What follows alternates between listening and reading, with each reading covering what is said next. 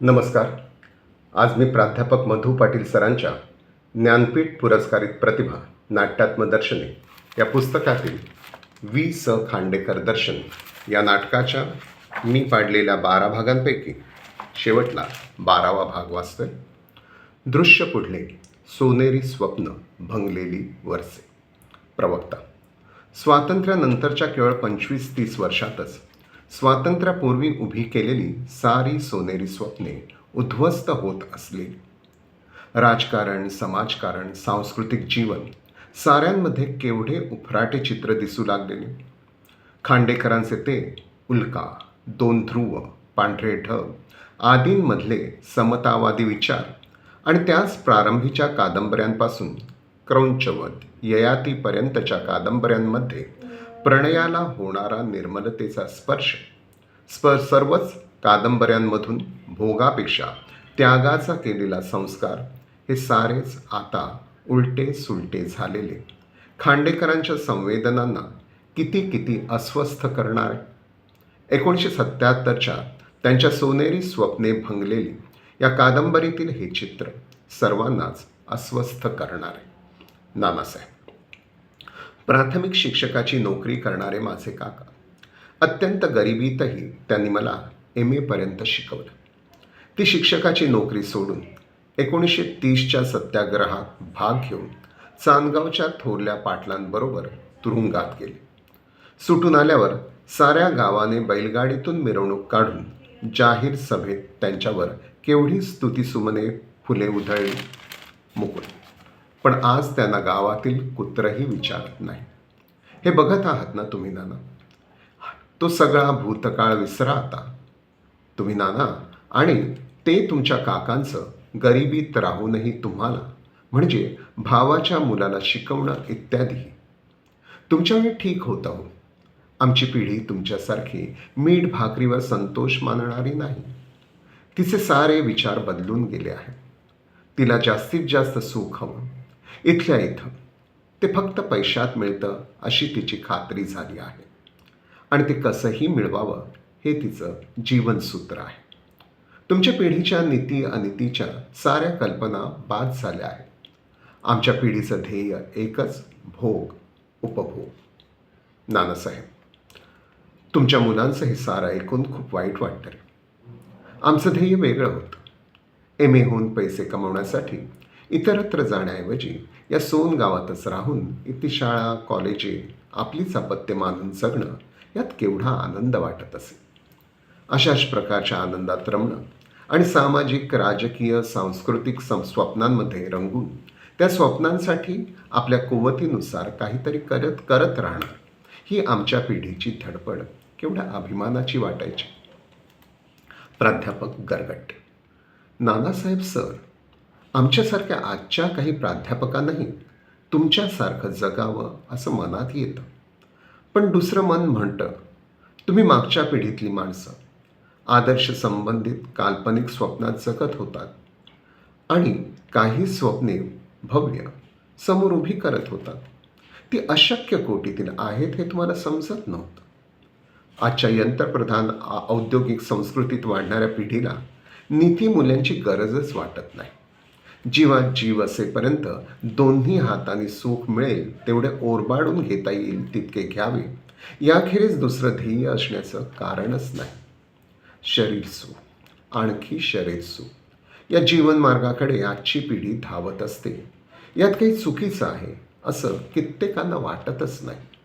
नानासाहेब. पशुला स्वतःच्या शरीर सुखाखेरीज दुसऱ्या कुठल्याही मूल्याची कल्पना नसते. माणसाच्या बाबतीत हे बरोबर आहे का? प्राध्यापक गरगट्टे. नानासाहेब, सारी मानवी मूल्ये पायाखाली तुडवणारी माणसे आज गाद्या गिरद्यांवर लोळत आहेत.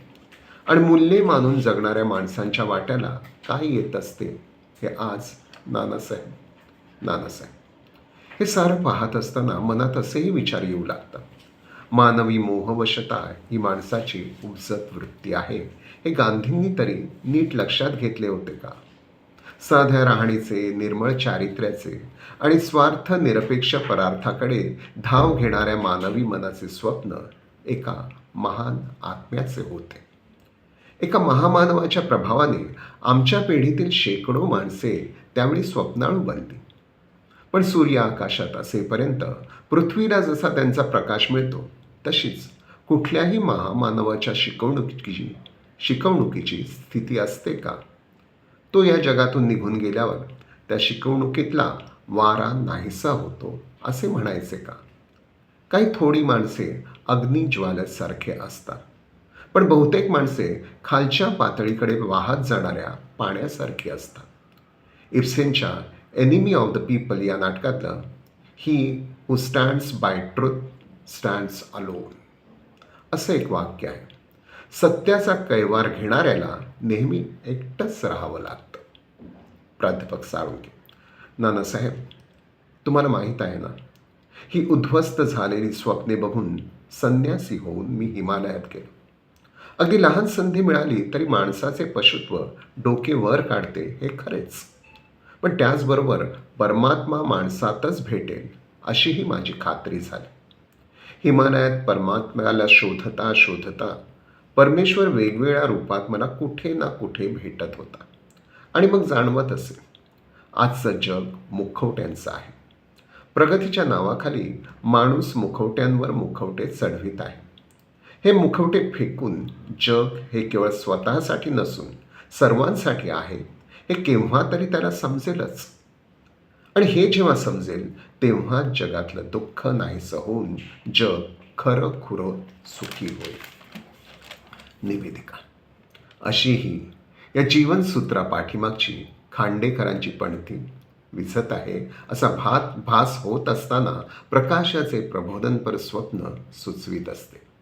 म्हणून त्यांची घरी एकच पणती मिणमिणती समूहाने म्हणत आपण खांडेकरांचा निरोप घेऊया.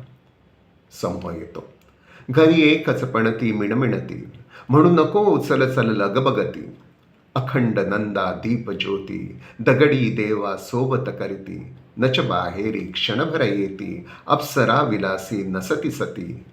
धाव म्हणून तव घेऊन पणती हृदय नासुदे तिज सांगाती. घरी एकच पणती मिणमिणती म्हणू नको उचल चल लगबगती. इथे हे नाटक संपतं. या नाटकासाठी आधार संदर्भ होते 1. साहित्यिक खांडेकर, संपादक S.S. भोगले.